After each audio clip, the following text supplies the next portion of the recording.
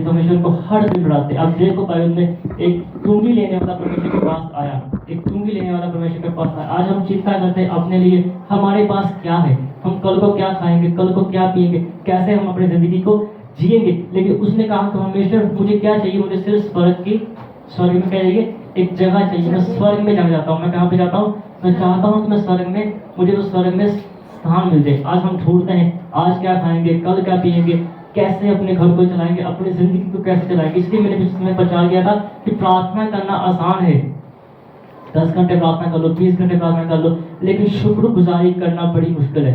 जिस हालात में परमेश्वर हमें रख रहे हैं, वो देखो इतने बड़े प्रॉपर है, भविष्य दुनिया उनको मानती है, लेकिन आज वो जेल में है। तो वहां पे भी वो क्या रह के कर रहे हैं, धन्यवाद कर रहे हैं परमेश्वर। इसको पता है, मेरी अपराधी से बात होती थी, इसको पता है, इस लड़की को पता है।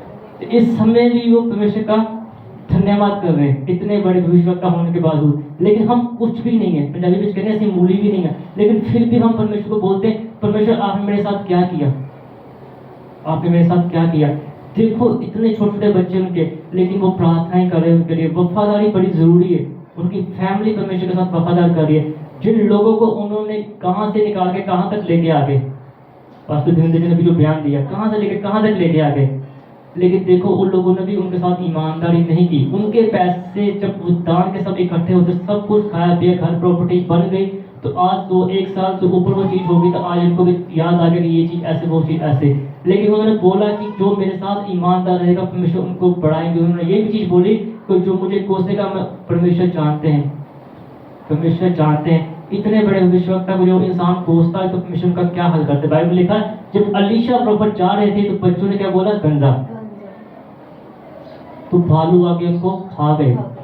आज भी जो लोग विरोध कर रहे हैं, गलत गलत बातें बोल रहे हैं, परमेश्वर के दास वहाँ पे प्रार्थनाएं करते हैं उनके लिए। ये मत सोचो कि उनको कुछ नजर नहीं आता। वहाँ पे परमेश्वर की आत्मा आपने क्या अंडर गार्डनेस तक डाले ना, वो दिखाते हैं कितनी अनॉइंटिंग होती है विश्ववक्ता के पास। तो परमेश्वर उनको दिखाते हैं क्या खा रहे हो, क्या कर रहे हो। जब वो आएंगे तो देखना एक बड़ी अनॉइंटिंग, एक बड़े अभिषेक के साथ आएंगे, क्योंकि वहां पे बैठ के वो और प्रतिदिन प्रार्थना करें, परमेश्वर की आत्मा उनको और चला रही है। तो ये जरूरी, अगर हम देखते हैं किसी को, सुनते हैं किसी सिंगर, किसी पास्टर, किसी प्रॉफिट को हम देखते हैं, तो अब देखो उनकी जिंदगी कैसी है, उसकी लाइफ कैसी है, कहाँ से कितना दुख उठाया कि आज परमेश्वर को यहाँ तक परमेश्वर को इस्तेमाल कर रहे हैं। छूते नहीं किसी को, है ना, बहुत कम किसी को छूते नहीं, लेकिन परमेश्वर की आत्मा इस ढंग से उनके ऊपर काम करती है। अभिषेक जैसे पानी नालियों में से, टूटियों में से अब बहता है, वैसे अभिषेक उनके ऊपर बहता है। क्यों? क्योंकि वो प्रार्थना करते हैं, फास्टिंग करते हैं, वो चीजें उन्होंने कमाई है। परमेश्वर जब जा रहे थे, एक लड़की को, औरत को 12 साल से लहू बह रहा था, उसने परमेश्वर के वस्त्र को छू लिया और उसको क्या मिल गई, शिफा मिल गई। तो परमेश्वर को पता लगा कि मुझे में से क्या निकली, कुछ सामर्था निकली। इसलिए प्रॉपर लोग जल्दी किसी अपने आप को छूने नहीं देते, क्योंकि उनको पता है कि उनके अंदर कितनी अनॉइंटिंग, कितना अभिषेक है। तो उसने कहा कि परमेश्वर मुझे क्या चाहिए, मुझे सिर्फ स्वर्ग चाहना है, आप बताओ उस स्वर्ग क्या क्या रास्ता है। तो परमेश्वर ने उनको बोला कि जो कुछ तेरा है वो दे दे, जो तुझे किसी से ठगी करके भी लिए। तो उसने कहा कि जैसे आप बोलते हैं वैसे करूँ। उसने बोला कि परमेश्वर अगर मैंने किसी से ले लिया तो मैं उसको क्या करूंगा, उसको 4 गुना वापस कर दूंगा। इनके 10 घंटा हम सोचते हैं कि ये कैसे हो जाएगा। परमेश्वर मेरे पास तो खुद ही, मैं पंजाबी में दिहाड़ी ला के कमेटियां लांड है, किस्ता लांड है, मैं कैसे करूँ। उसने बोला कि जो कुछ है मैं दे दूंगा। उसको पता था कि ये क्या है, ये परमेश्वर की आत्मा है, परमेश्वर खुद मेरे सामने बात कर। आज भी वास्तव लोग बताते हैं, लेकिन लोग उस चीज को हल्के में लेते हैं, कहते हैं कि दान डाल दिया, सब जो कुछ है दे दिया, तो क्या खाएंगे, कैसे किस्ते उतार करेंगे, कैसे हम अपना घर चलाएंगे। लेकिन इसलिए हमने कहा था कि तो खोज परमेश्वर का राज, बरकतें खुद ब खुद आपके पास आएंगी, बरकतें आपके पीछे बढ़ जाएंगी, क्योंकि आप इस कलाम के साथ वफादार हो। जैसे परमेश्वर आपको बताते हैं, वैसे आप अगर आप चलते हो, आप अपने से पहले अगर परमेश्वर की सोचते हो, तो स्वर्गदूत परमेश्वर के आपके लिए सोचते हैं, स्वर्गदूत भेजते हैं परमेश्वर आपकी रक्षा के लिए, आपके हर एक कामों को सफल करने के लिए। परमेश्वर आप देखेंगे यानी पल भर में आपकी जिंदगी में चमत्कार होता रहेगा, आपकी जिंदगी में अभिषेक बढ़ता रहेगा, क्योंकि आपने 6 दिन आज से यहाँ से गुजर के, उसके बाद 6 दिन आपने क्या किया, परमेश्वर के साथ वफादारी की। जो टाइम इबादत का था, जो टाइम प्रार्थना का था, आपने उस चीज को अपने हल्के में नहीं लिया, आपने समय परमेश्वर को दिया, आपने प्रार्थना की। प्रॉफिट एलिया जब गुजर रहे थे, तो लिखा वचन में कि एक औरत और एक लड़का था, उनके पास कुछ भी नहीं था, एक दाल थी, छोटी सी कटोरी में तेल था और आटा था, दाल नहीं थी, है ना। तो उसने ये नहीं बोला कि परमेश्वर अगर मैं आपको दे दूंगी तो हम क्या खाएंगे, हम क्या करेंगे। उनको पता था कि ये कौन है, भविष्यवक्ता है, प्रॉफिट एलिया है ना। आज लोग पास्टर के पास जाते हैं, वो कहते हैं फिर क्या हो गया, पास्टर जी का काम है बोलना, वो तो बोलते रहते हैं, इनका तो काम नहीं है, ये तो बोलते रहते मांगते रहते। लेकिन उस टाइम उनके विश्वास को देखा, उस टाइम उनकी परीक्षा थी कि क्या ये परमेश्वर के लिए कर सकते हैं। जो कुछ उनके पास, उन्होंने कहा ये यही कुछ हमारे पास है, मैं और मेरा बेटा हम खाएंगे और मर जाएंगे, क्योंकि अकाल पड़ा था, आगे उनके पास कुछ भी नहीं था। आपके पास तो काम है, रोजगार है, आप फिर भी नहीं परमेश्वर के काम के लिए देते, फिर भी परमेश्वर के काम के लिए नहीं निकालते, फिर भी चिंता क्या पहनेंगे, कैसे करेंगे, कैसे करेंगे। देखा वहां पे अकाल के दिन में उन्होंने इतना बड़ा समर्पित किया। अकाल के दिन में परीक्षा आ गई। अगर आप खा रहे हो, पी रहे हो, कमा रहे हो, आपकी जिंदगी में परीक्षा आ गई तो कोई बड़ी बात नहीं है। इतिहास क्यों बना, आज सारी बाइबल बड़ी बड़ी क्यों हम प्रचार करते हैं उस चीज का, क्योंकि उन्होंने उस समय अकाल के समय में परमेश्वर के साथ वो लोग वफादार है। जो कुछ उन्होंने बनाया, बना के पहले क्या किया, परमेश्वर के दास उस भविष्यवक्ता को दे दिया। आधा भी नहीं रखा, एक चपाती, एक भुर्जी भी नहीं रखी कि मेरा बच्चा खा ले। माँ का दिल बड़ा होता है, उसने अपने बेटे की, जिसको पैदा किया, उसकी भी चिंता नहीं की। किसकी चिंता की? परमेश्वर के नबी की, परमेश्वर के भविष्यवक्ता की, परमेश्वर की बातों की उसने ध्यान दिया। तो देखो कितना बड़ा प्रतिफल उनको मिला। आप सब इस चीज को जानते हो, कितना बड़ा प्रतिफल उन चीजों को उनका मिला। जैसे अब्राहम जी ने अपने इकलौते बेटे को दे दिया, उस चीज का अंतिम समय तक उन्होंने वफादारी की अपने परमेश्वर के साथ, जब तक उनको वहां पे पहाड़ के पे लेके लकड़ियों के साथ बांध दिया। जब वो निकाली छुरी तब आवाज आई छाड़ी में से, परमेश्वर ने बोला इसको छोड़ के इनको जबा कर दो। चांद 3 वचन में दिखा कि चांद लेने तक तो वफादार रहा है, तो फिर तू क्या करेगा, जिंदगी का ताज पहनेगा। हम करते कुछ भी नहीं परमेश्वर के लिए, ना परमेश्वर के कामों के लिए, ना परमेश्वर के बंदों के लिए। फिर बोलते हैं परमेश्वर खुद बोलेंगे, परमेश्वर कैसे करेंगे। वचन में लिखा है कि पवित्र आत्मा हमें क्या दिया, सहायक दिया। जो पवित्र आत्मा बोलते वो होगा, लेकिन कब होगा, जब आप उसके लायक बनोगे।